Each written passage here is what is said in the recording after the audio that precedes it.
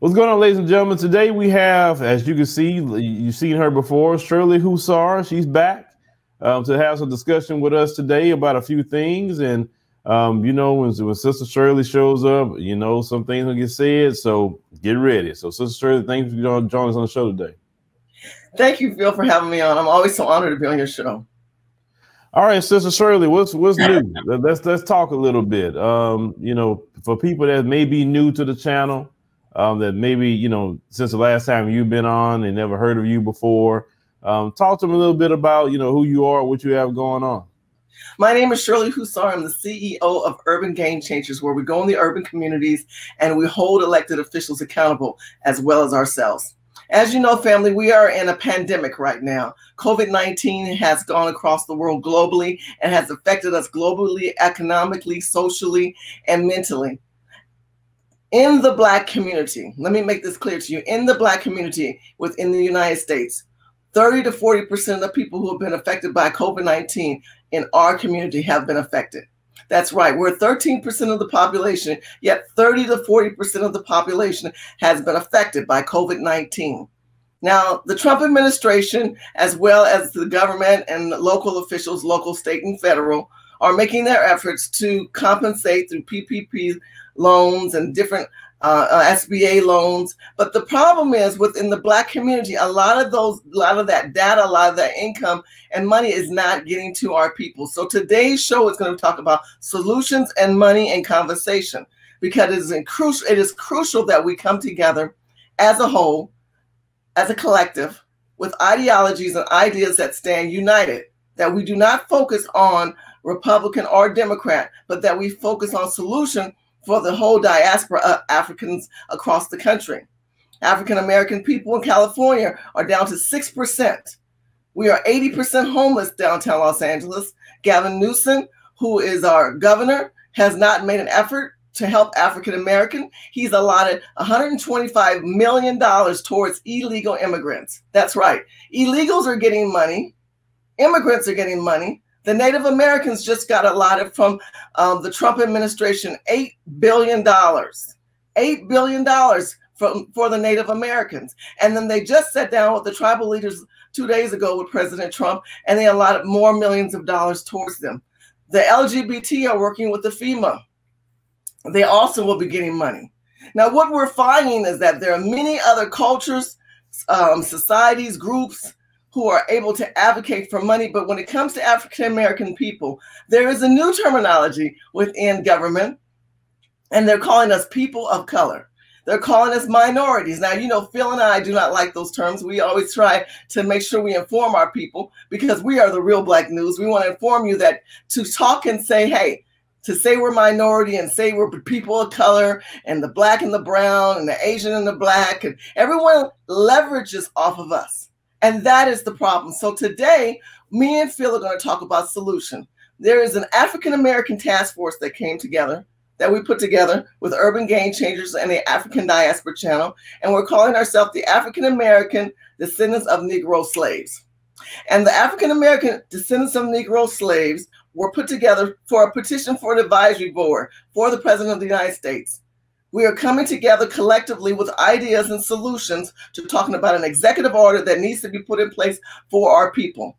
If 13% of the population is affected by COVID-19, why do you have $500 billion, nearly $500 billion and more that has been scattered abroad?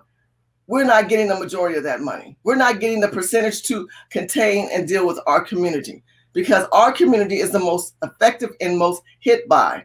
But the problem within Black community is not just white people or Republicans or Democrats, it's Black people. Black politicians, Black athletes, Black celebrities. We are asking for you to step up to the plate and start coming together as a collective, because we're finding out that you only have so much of your own money, but the federal government is allotting all these other areas to be taken care of, and we are not.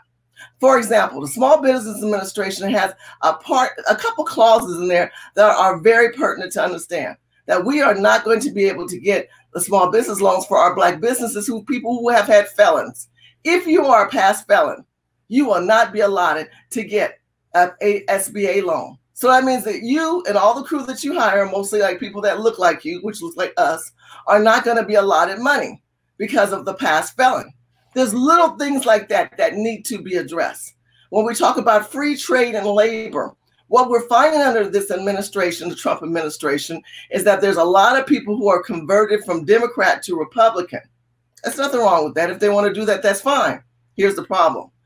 People look at African-American people as problematic anyway. So they put problems and they put programs for the solution. We are tired of the program, problem, solution antic. What we need is labor. We need the Department of Interior to step up to the plate like they did for the Native Americans. I want to encourage African-Americans across the country to go to the Department of Interior. I want you to see with the Native Americans, a sovereign nation of people who are more respected, and we are the lowest of the low. They are putting immigrants, illegal immigrants, LGBT, liberal, crazy white women who hate everyone else on the table but us.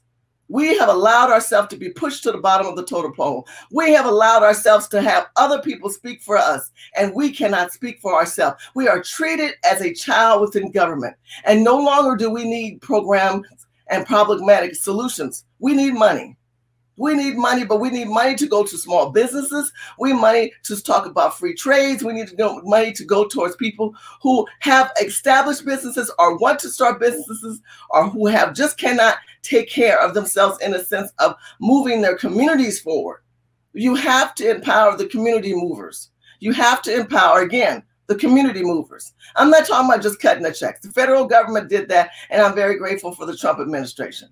But I do believe what has happened is the advisors for the Trump administration are failing this president. This president is not hearing from people like me and like Phil, and will no longer tolerate and sit back on the sideline and allot for these people to have prevalence over everyone else. So we're asking today that we want to discuss with Phil a new alliance that we put on the table called the Executive Order requesting for the African-American descendants of slaves. We're requesting the COVID-19, in particular, the pains. We have to deal with our pains first. Now, I know we've talked about reparations in the past, but I'm talking about the COVID-19 issue that's in front of us, because we are a culture of people that are so devastated that we could lose our preservation within this country.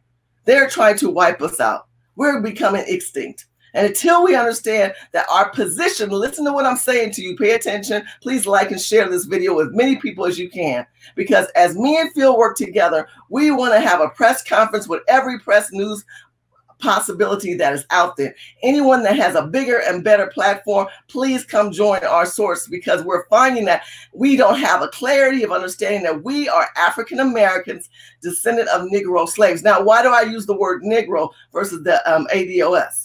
And ADOS, Foundational Black People, were all in that same group together. But I decided to use Negro. And the reason why I decided to use Negro, because back in the time, let me read this to you.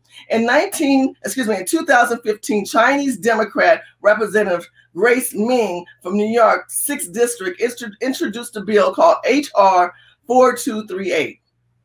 What this bill did, it was an amendment under the Department of Energy Organization Act and Local Public Works Capital the Department and Investment Acts of 1976, okay?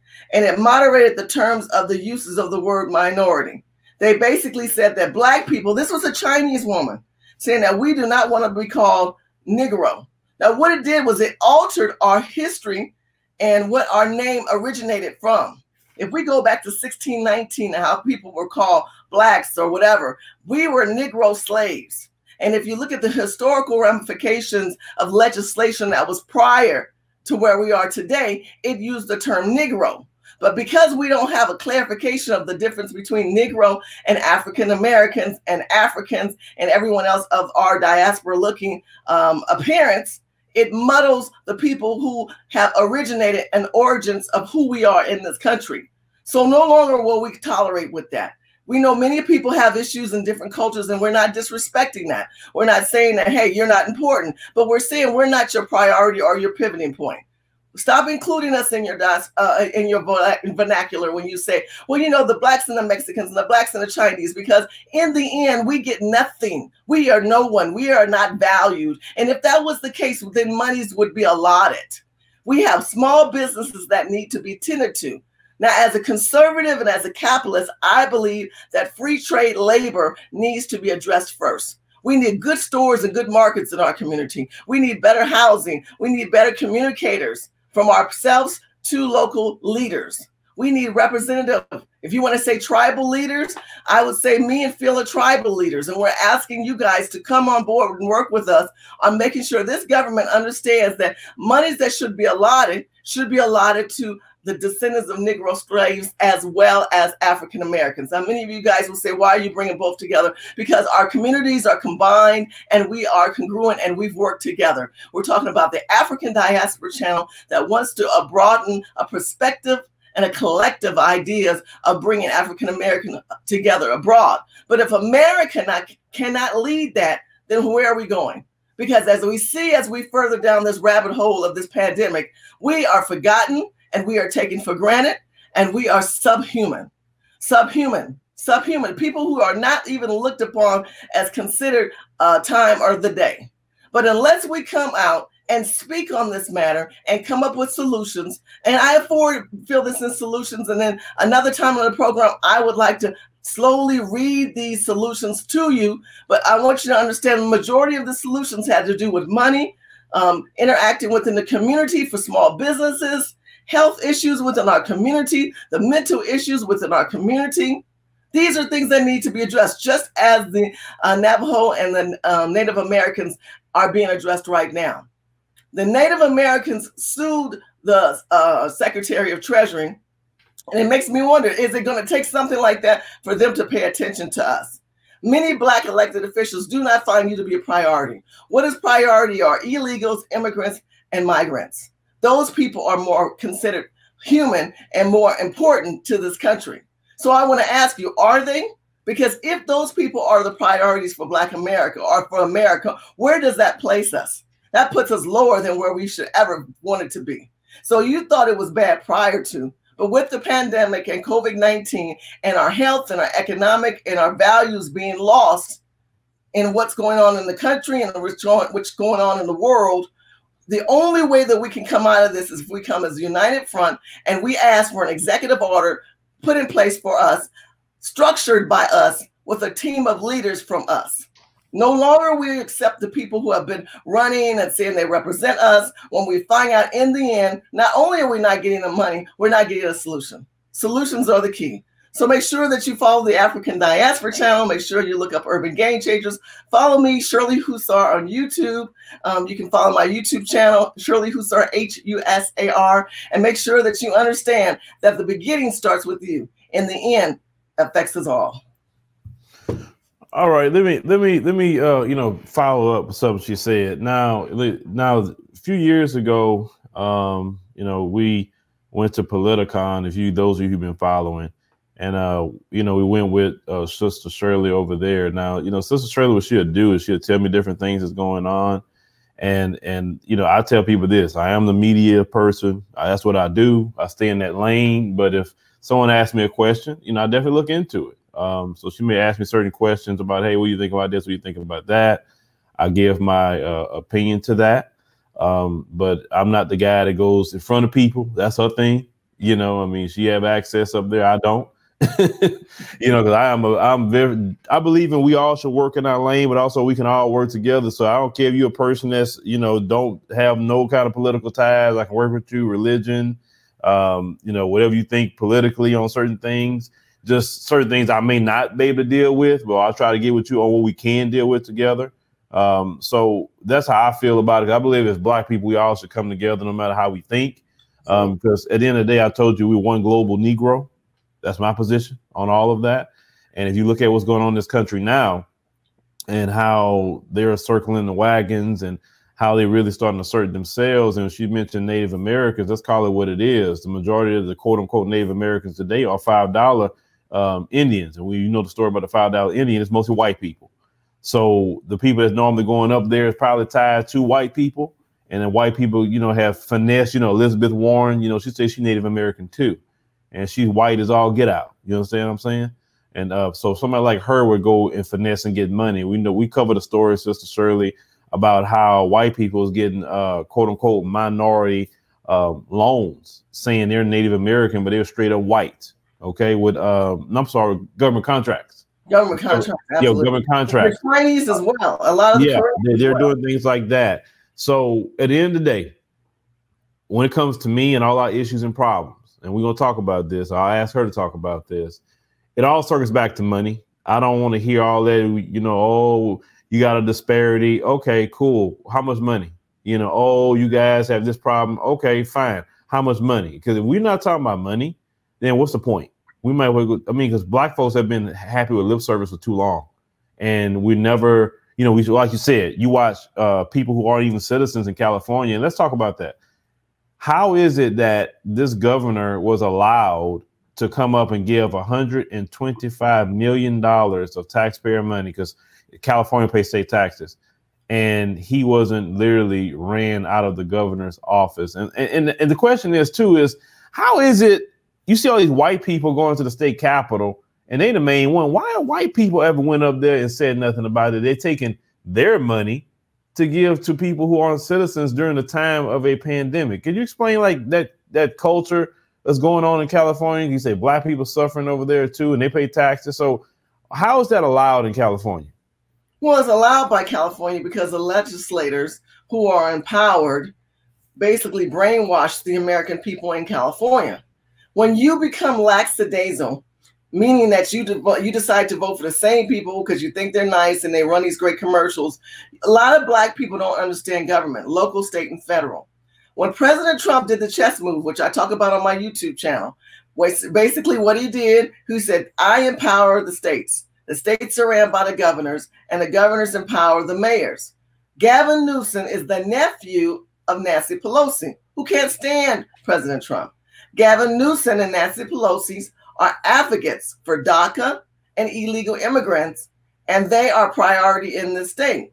Eric Garcetti, who is the mayor of California, and I've done a video on this, he is in cahoots with the city council and the police department and MS-13. They're out on the street. Allegedly, they're out on the street, but we see them all the time, allowing illegals empowerment. You've empowered a culture of people to sell and do things on the street that none of us could be able to do. They don't have to wash their hands. They don't need to have a sink. They don't need to have a bathroom. Now we have a pandemic, and guess what, Phil? They're backed out there again. So because these people are hurting and they're not to be able to rampage the streets with their nasty habits and cultural lifestyles from their country to ours, we need to allot for these people. Gavin Newsom has stated that they are 10% of the population of California. These are the people that run the state, he said. These are the people that keep the state going. Now, granted, this state was here before he was born, and we didn't have this problem. Now, all of a sudden, we need illegal immigrants to justify the action and the movement of California. That is a lie. $75 million came from taxpayer dollars. The additional money that was added to that 75 were donors by private entities, liberal socialist groups that want to continue to bring this third world mentality within California. California is used as a template for the Democrat Party to expand socialist mindsets of we must help the poor and save a nation of people, because the Republicans are so evil and wealthy people so evil. But we all know the middle class keeps this country going. And the foundation of this country was built by African-American descendants of slaves. So where is the confusion here? The confusion here is that we are not pushing back as a culture of people, especially when it comes to the 13th, 14th, and the 15th Amendment, when it comes to the civil rights and the citizenship rights. These people have circumvented us, Phil. They've circumvent us as well. As Gavin Newsom says, I don't give a rat's ass. I'm going to give this money away. So now what we have found is there's lawsuits popping up all over the place. The California Republican Party is suing Gavin Newsom. Private entities are suing Gavin Newsom. There is a pushback. But I'm telling you, we cannot rely on other people's pushback that affects our people the most. We need to come together as a collective and not be spoken to and acted upon as children in this country, but as adults with empowerment and infused energy to say this is unacceptable. And we as Black people need to speak out more against this than allowing people who coming from nowhere to take advantage of what we've built in the land of something that has to add value to the world. Well, let me ask you a question about the Congressional Black Caucus and many other quote unquote Black groups like the NAACP and the National Urban League and you know, all those entities full of Boule Negroes. Why is it that when you see things politically, like what's happening in California, because it was giving the money to illegal immigrants, and I've never heard them say, okay, we're going to give a certain amount of money to African Americans. Why is it that like they don't just say anything? Like they just quiet, like they sit there in positions of power, some of them, and watch the state governments or even Congress, whatever. They watch, even vote on the allotment of money to all these other groups, but they don't look at, say, well, what about my constituents? What about the people from my community? Why is it they can easily just say, I don't care, you know, I'm gonna vote for this subgroup, which, like I said, we call them alphabets. We don't say LGB. I don't say that. They'll vote in the alphabets, which is basically white people. Okay, politically, it's white people. They'll vote for white people to get more money. They'll vote for, they say minority, which they mean white women. So they'll vote for white women to get money, right? And everybody else will get money, but they won't vote for black people to get money. Like, why is that continuing to go on and for so long? Okay, so there's two parts you mentioned. You mentioned the CBC, and then you mentioned money that has been leveraged from the Civil Rights Act. So let's start with the CBC. The Congressional Black Caucus, the Urban League, the NAACP, I call them the old Negroes and the old guard. Those old Negroes and old guards are loyal to certain donors, certain contributors, and they have become embedded and tied in with actions that are not bettering our community. They believe that we need to have this inclusive in people of color. They have been the one driving the narrative to diminish our position and leverage of our culture, and they pivoted towards another culture of people. Why would they do that? For money. The underground handlings that they've done throughout the years. Maxine Waters, Nancy Pelosi, working with these black congressional people to control their narratives and their voices. Cummings, Sheila Jackson in your state of Texas, and you know what we're doing here in California. These are the old guard people, and you can't tell them anything. Every time you watch them in front of the camera, they're mad. They're mad for no justice reason, because if you're a congressional leader, you have the power to vote and shift policies, right? If you're a policymaker and a policy leverager, which means you have the right to leverage a situation of a problem, like say in Chicago or Detroit, why aren't you doing that? You don't want to do that. What you want to do is shift black people further down the rabbit hole, and then you want to bring up another culture of people. These people are anti-black. They are anti-love for their own people. And yet we as a culture of people, we have accepted these people and their direction, and we start giving them names like auntie and mama, and you know, this sister girl's got my best interest in mind. Nobody cares about you, Negro. Nobody cares about the outcome of your family, because if they did, we all would be in another situation. Now, to the second part of what you mentioned, Phil, which has to do with the civil rights. The Civil Rights Act, as well as civil rights law, as well as we talk about the 13th and the 14th Amendment when it comes to the citizenship rights, are the two strongest legal components within the black community. But what has happened is those components have been altered and twisted, not even through legislation, but verbally over history and over years with these people, to the point that they have done acts outside of the law.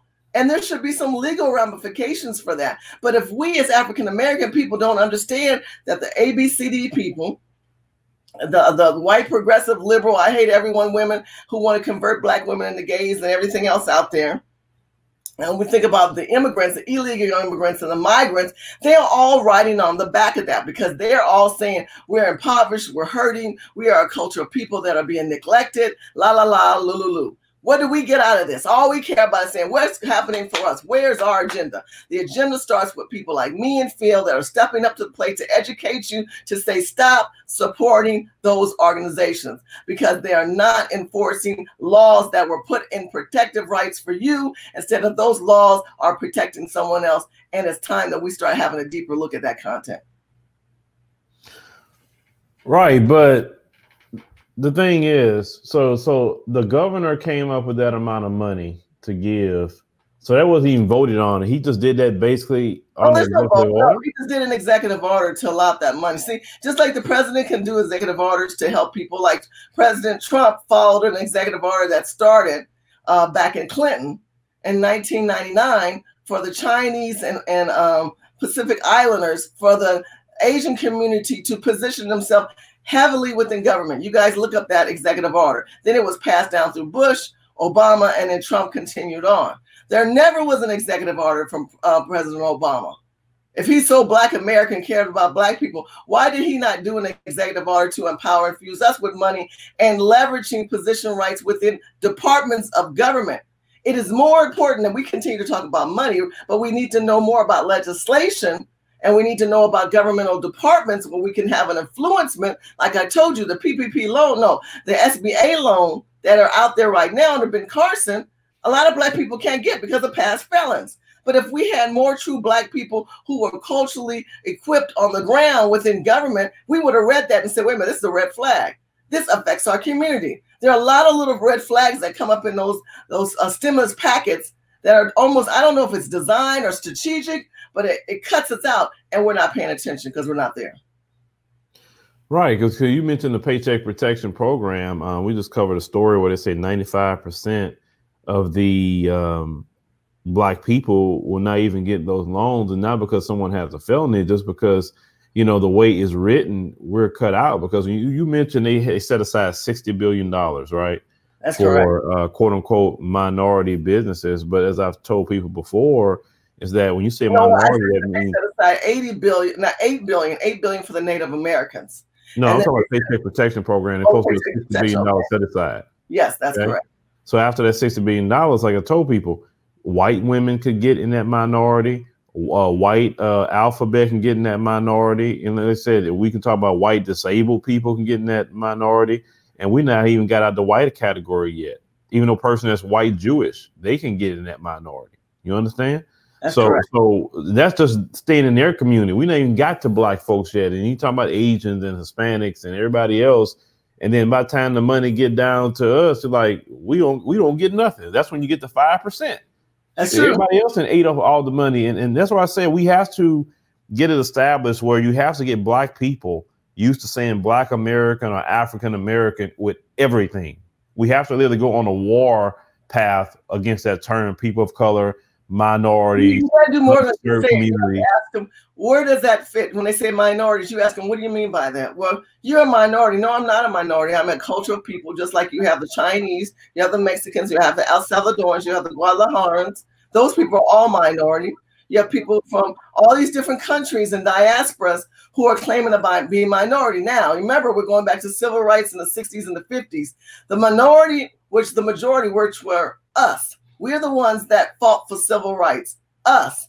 And now we're the ones, if you take a pie, a piece of pie, and you start slicing it, we're down to maybe 1/3, if that much, because many of us aren't even AA certified. So we need AA certifications. We need to talk about more and more free trade and labor. But unless we not only just say it, but we allocate it through legislation and get the legislators, your local officials, and you get them and you say, I want to make this correction. I want a clarification of opportunities and monies that are set aside. Put that in your diaspora. Put that in your talks. Set aside. Where are the set aside specifically for the African American descendants of slaves or the Africans and in this country, in America? Where are the set asides, particularly for us? And then make sure that they don't say brown and or but what. We don't want to hear that. We want to hear a clear written piece of legislation, and until it's in writing. And I know that they just allotted money to the SBA Black colleges, the historical Black colleges. That's great, but a lot of Black people didn't go to college, and a lot of Black people have created a trade, own their own small business. I mean, let's look at the reality of where our people are at, and thinking that everybody went to college, and even if they went to an SB historical Black college. Okay, you give the money to the college. What about the graduates from that college? They can't allot to that money. I mean, it's just a lot of strategic moves that they can say, hey, we gave Black people money. We gave them through the LGBT. So we've got to go through LGBT to get money. Oh, our ABCDFG. We have to go through the historical Black colleges for us to get money. Why can't we just get money directly? We pay our taxes. We're tax-paying citizens. We deserve rights. I want to ask you, you hear P. Diddy, you hear a lot of celebrities, because we're all quarantined online and they're kind of having a wake up hallelujah moment, and they want to talk about they're not going to vote. We're not going to do nothing. The do nothing attitude, bro, that ain't getting us nowhere. If you really want to set straight, P. Diddy, why don't you come on here onto the Phil show? Why don't you come on and talk to me? And why don't you sit back? You got the money to leverage to make changes. You, Will Smith, a lot of the black people who are high and have money, high in the entertainment industry, well respected in the entertainment industry, have a voice in the entertainment industry. You have money to leverage to make differences. Instead, you're taking your voice, telling people to do nothing. That do nothing unless you give me something. Ain't nobody gonna give nobody nothing unless we sit down and tell them what we want. Well, let me respond to that. You know, Puffy was just kind of hearing the message online, and let me, you know, maybe you know, or maybe we'll talk about that. The reason why a lot of Black Americans have gotten very apathetic when it comes to voting, because you have to understand the Democrat Party, which a lot of people have been voting for the past 50 years, haven't gave Black people anything. We literally watched the Democrat Party, Gavin Newsom, was set up here and write an executive order to give people who aren't even citizens money. Do you understand how much of a slap in the face that is to the citizens of America, especially Black people who have built this country? I mean, so you have Democrats pulling moves like that. This man has never wrote no executive order to give Black people a dime to address the homelessness of Black people in LA, which is his, you know, it's part of his state, right? So you watch Nancy Pelosi, you watch your so-called first Black president, Barack Hussein Obama, sit up there and write a executive order for people who brought their children over. Now, the children that came with their parents, I get it, okay? But Barack Obama didn't write not a single executive order for Black people. Then when you say that about him, people retort and say, you didn't ask him for nothing. Well, the main reason why most people Black folks didn't have to really think about asking him for nothing, because maybe he looked like us, and maybe you would understand that Black people go through all the issues. Like, for instance, you put me in political position. You ain't got to tell me that Black people ain't got to ask me a thing. I already know what the issues is because I come from the community and I'm going to act on it. I think that's stupid to say, look, Trump know the issues in his community and he acted on it. That's why they love him to death, because he acted on everything that he said that he was going to do for them, because he knew what their concerns were. He knew what they were pissed off about. Okay. So what I'm saying is, Black folks are saying this: if those Democrats, which that's the main ones, want our vote, Shirley, you know that. That's correct. If they're going to want our vote, then you're going to have to give us the money you're talking about, the set asides. And if you're not going to do it, why are we going to continue to go out there, Shirley, waste our money, waste our time, and then sit here and watch Gavin Newsom, Nancy Pelosi, the Congressional Black Caucus, and all of that, give everybody money right in our faces? Even during a pandemic, you give it money. Think about that. Gavin Newsom gave people who aren't citizens of America $125 or 35, whatever, $1 million during a pandemic. And Black people, they say that we're disproportionately affected, and we have not gotten a dime. Do you understand how the Democrat Party moves? Absolutely. I mean, as a Republican, why would you want to vote for them if they don't give you nothing, Shirley? I'm trying to explain to you why people are pissed off. Oh, no, you don't explain to me. I'm Black, bro. I'm in LA. You're not even in LA. You in Texas. I'm down here on the streets. You can see my videos. I'm on the streets talking to my people, but I have a different perspective than you do. When you talk about, well, we're not going to vote, that's not coming up with a solution. If you want something from this administration, you have to understand how government works. Government doesn't work by saying, well, like, we're going to sit like a child and put our hands together and say, nope, we're not going to vote for you. That's not going to work. They don't want your voice anyway. They're already trying to make your people an extinct culture of people, meaning Black Americans, which is my people. You know what I'm saying? So if they're trying to extinct you and not devalue you and not give you any credence or credit, what do they care if they don't have your vote? So to sit in the corner, put your hands up and say, we ain't going to vote for you, that's not a solution. You've got to address that pain of COVID-19 and the percentages of Blacks hurt in this country. And then you, meaning people like me and you and legislators as well as celebrities. Because the celebrities, look, there's another article I read where Rihanna and Jay-Z put money together to deal with COVID-19. And it went through organizations like the NAACP and other private organizations that go where? To illegals and immigrants.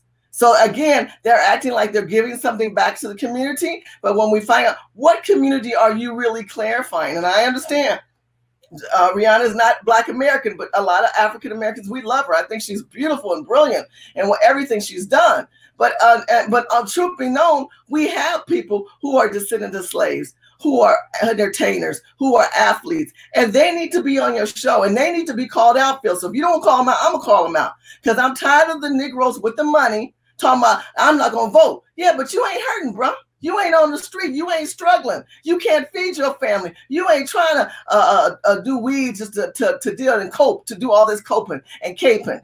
All you're doing is saying, well, you know, I'm going to stand by them and they're going to change their mind. They're not changing their mind. The Democrats ain't doing nothing for Black people and ain't about to do nothing. The Republicans ain't going to do nothing for Black people and ain't about to do nothing. It is come time to the true leaders and the voice of the people, like the African Diaspora Channel and many Black and Real News out there, to put their differences aside and say, look, we want an executive order where we have money and labor, and we want the Department of Interior to put us on the board.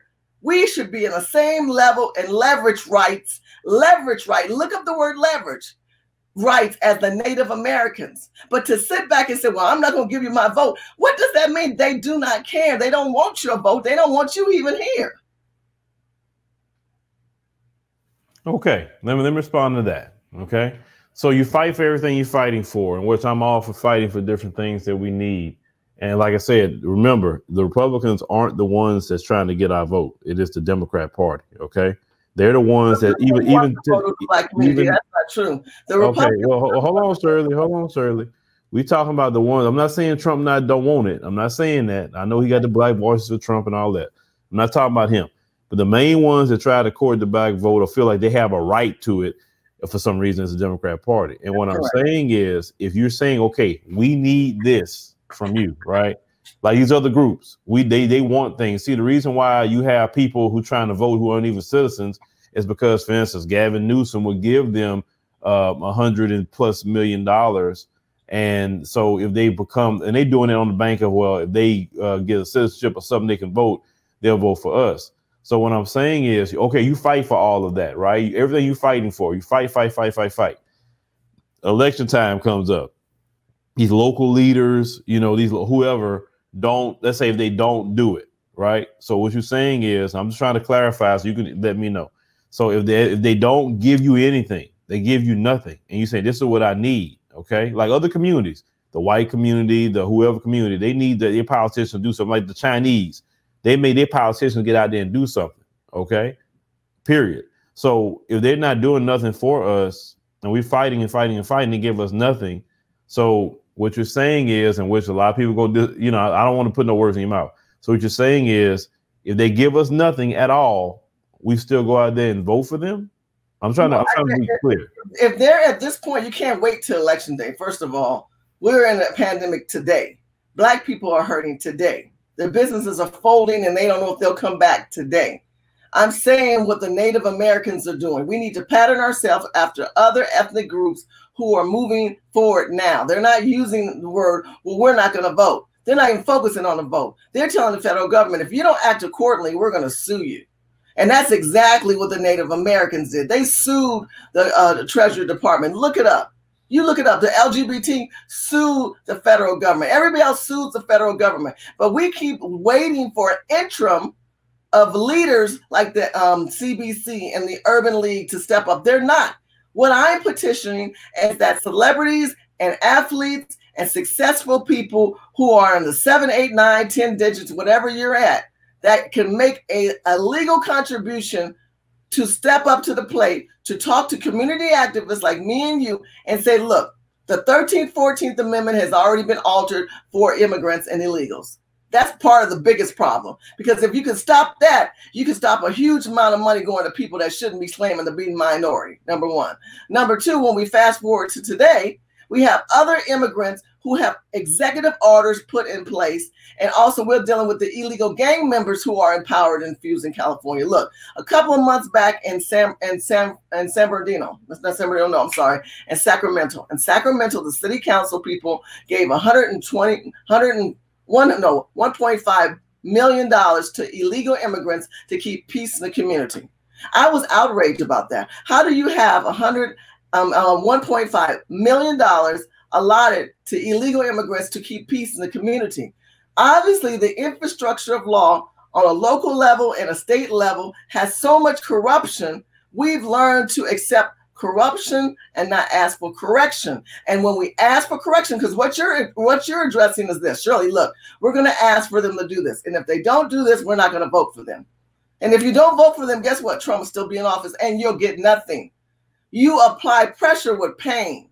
Write that down. You apply pressure. But we're okay with Trump being in office, though, because you know what? That will hurt the Democrats. I think Trump is the best thing that's ever been in office. I was a delegate and a surrogate for Donald J. Trump in 2016. I was the first African-American family. Me and my sons were the first African-American family to announce him into office at the Republican convention. So there's no better person to represent this administration for the urban Black communities that is more empowered and more infused and more furious of what's going on than me. So in saying all of that, I'm not talking about Trump is not a great president, but just because you're a great president doesn't mean that you're doing a great job for my people, that you could do better. But if you got people in your ear that are people who are now turncoat Democrats to Trumpicans, not so much Republicans, they come in with solutions, with programs and problematic solutions. We don't just need programs and problematic solutions. We need a lineage of money to come in, just like I talked about. Look up the Department of Interior. So you say don't vote. I say you're at a point now, you need to sit down and look from a historical ramification and use the rights that other people are getting and use the moves. We're talking about chess moves, Phil. We're talking about chess moves that the Native Americans just made, that the Chinese Pacific Islanders are making, that the Hispanic community and Hispanic coalition, the Latin coalition are doing to get certain benefits out of this capitalist administration that we're not doing and that we're not getting because the people who are talking to the president are not the right people. Right. So I'm with you about going after the money now. I'm not saying wait till election day. It's not what I'm saying. I mean, because like you say, we're in a pandemic now. Trust me, I'm with you. I'm not even against you. You know, I support that. I think it needs to be sent today and say, hey, we need billions of dollars that Black people need today. Now, let me ask you a question then. We're talking about the health disparities. And they mentioned how Black people are affected with COVID-19 and all Black people. Now they're trying to make us the face of it. Why is it we haven't seen any money toward Black health care and for COVID-19? Why we haven't seen it? That's one of my questions I would like to know, because what they're trying to do is put a collaboration of lumping us with everybody else. I did speak to the FEMA department yesterday. I was on a conference call with them, and they are collecting the data to know the statistics even more. COVID-19 has a movement within the CDC, and they have their own people doing their surveys of numbers, and they continue to grow. So they know the numbers are high. They know, that we have homeless people, mental people who can't afford masks and gloves, and mostly they don't have a place to go wash. So when you know that the facilities are not there for the people, it is most likely that we are the most affected by it. So, okay, so now you've got numbers, you can visually see there's a problem, everybody knows that there's a problem, but there's no solution because there's no pressure to the pain for the solution. That comes from us, the people, demanding and putting a proposal to the table. That's why our team are working together to create the African Diaspora task force that we need to be out there to address these issues, because they're not going to and they don't have to. They'll put you in the conclusion of everyone else. If you look at how President Trump has addressed African American, as soon as he says African American, there is someone pivoting and pitching him to say, and the Blacks and the Latinos and the Asian, these communities. Well, hold up. I'm not Asian. I'm not Latino. I'm a descendant of slaves. I came here legally. I didn't even come here legally. Oh, that's right. I'm not even an immigrant. I'm a commodity trade goods and service. So if you as an African American don't know who and what you are, and you accept what is allocated to you, you're not going to get anything. So the mental issues in this country has been before the pandemic with the Black community. But Black leaders and Black solution solvers who have the money to leverage aren't putting their pockets, hand in their own pocket to really help us. That is your number one problem. Okay. So after talking to FEMA, and FEMA can make moves, okay. And what's going to go on with Dr. Burks and all of them, since they're the one putting out all this information about, you know, the health, and what's his name, Dr. Jerome Adams, and all in the Surgeon General. They have the data. So since they have it, would they be approached as well, or you know, or at least their data be used to try to get this money? Because, you know, we need the money now if we're so affected as they're talking about. We need the solution to the money now. And the solution comes from us, that they hear our voices and understand it. Like I said earlier, they already know these numbers. We know who these people are. They know who we are. So the recognition of knowing, hey, I know who you are, you know who I am. Where are we going with this? That's the bottom line. Where are we going? Because we ain't going nowhere. We're stagnant. We're forgotten. We're like stepped over. So when we talk about FEMA's moving slow. Everyone's moving slower than people would like. Remember when they started allocating the money and saying, hey, we're going to give money to help fix the country? I believe Trump is doing a great job. If you look at Italy and what's going on in Italy and the problems in Italy right now, Italy has people who can't even get food in the grocery stores. I mean, it is really bad in other countries. And China acts as a authoritarianism, communist regime. They were welding people within their homes as far as their health leaders, and how they weren't even dealing with people who were dying in the apartments. So if we compare ourselves from a global perspective, we are much better off. But when we talk about Americans and African Americans in conjunction to other people within the state and within the country, the problem is that we don't have a voice to specifically clarify our problems, which is homelessness, bad food. We don't have the right stores. We are not being communicated so that we can not only the people talking about giving money to churches. Well, a lot of people don't go to church anymore. A lot of people don't go to Black colleges anymore. So, you know, we're talking about everyday people who might have had a felon. Like this one sister that I saw on the news, she had a felon. She's trying to get the money to keep her money going. She can't even get the PPP loan. That affects people mentally. You know, you go through some mental things to get yourself that you get to go to jail for. So, you know, the mental aspects affects the physical aspect, which affects those around you who you're trying to change their lives. The life-changing efforts come from people like me and you, Phil, but we need money from our own community first so that we can legally equip ourselves, and that we can put legislation before power people and say, look, these are our issues we want to fix. To think that someone is going to care for you because you say you ain't going to vote for them is not the smart move. All right. So as we get toward the end of this, that's, you know, because we'll have to wrap up getting toward that time. Let the people know, you know, real quick what you want to present, and try to get in an executive order. Maybe they could, you know, see if they want to hear it, get behind it, that sort of things, because we want to hear the solution if we wrap up. I would love for you guys to start following me on YouTube. Go to Shirley Husar on YouTube as we put these solutions together and create a task force under Urban Gamechanger, and also working with the African Diaspora channel. We have also been talking with T-West. We've been talking with a lot of different people, Anthony Brian Logan. We are reaching out to every social media's YouTubers, as far as we are working with people on Twitter, Instagram, anywhere we can find out, TikTok, Facebook, that we know that our community is having these conversations of actions that are not being taken place. So if you want to know more solutions, follow me on YouTube, and then we are coming together and we're going to create a website for that. But my hope, Phil, is that you'll be so kind, bring me back on your channel, and I would like to take that time after we've done the introduction of what we're discussing today to give a solution of actions. But for those who might be watching this who have access to celebrities and athletes, we need them to contact the African Diaspora channel. We need to have them have a conversation with Phil and say, look, are you going to put your money behind a piece of legislation with attorney backings to help our community? Because if you can't do what the Native Americans do for each other, they all have banks. The Jews have banks. The Indians have banks. The Mexicans have banks. The Native Americans, God knows they've got banks because of all that's going on over the years. What banks do we have that are going to funnel and fuse our issue, that are going to lobby for our issues? We as African American people need to wake up and understand movement of government and how it operates, and not assume that they're going to take care of us and do something for us unless we do something for ourselves. Thank you so much for having me on, Phil. Guys, make sure you follow Shirley Husar, Husar, on YouTube, Facebook, and I look forward to talking to you soon, and Twitter. All right, ladies and gentlemen, we'll put her information in the pinned comment down there. You can check it out, and you can ask her some questions. I'm pretty sure many of you would have some questions for her, so make sure to direct all questions to Sister Shirley and not me. So, Sister Shirley, thank you for taking your time out to come talk with the audience.